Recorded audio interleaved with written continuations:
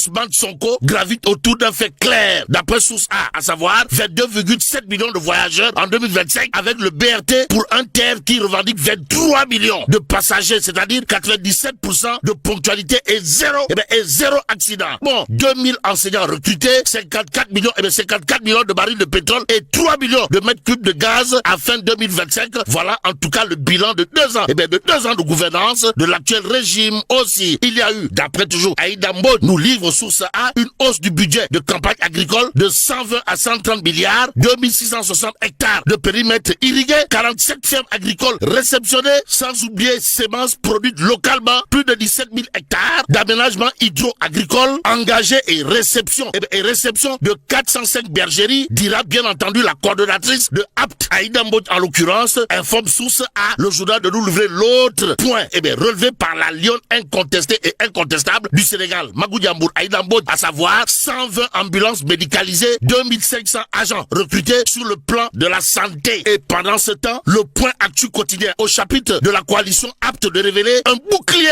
bouclier pour Ousmane Sonko, pour ne pas dire un mur de Berlin pour Ousmane Sonko. En tout cas, présent dans les 14 régions du pays, ainsi que dans la diaspora, la coalition apte se veut un lien vivant entre l'exécutif et la population, informe bien entendu le point actu quotidien au journal d'ajouter au-delà du simple soutien politique, apte veut s'inscrire dans une dynamique d'explication, de relais et d'appropriation citoyenne des politiques publiques. En tout cas, Aïda Mbodj n'a pas manqué d'insister sur un fait. D'après le point actu, comprenez, la coalition n'est pas, alors là, pas du tout, une courroie de transmission passive pour la coordonnatrice Aïda Mbodj. L'heure est à la discipline de soutien, mais avec une nuance de taille. Soutenir sans complaisance, critiquer sans démagogie.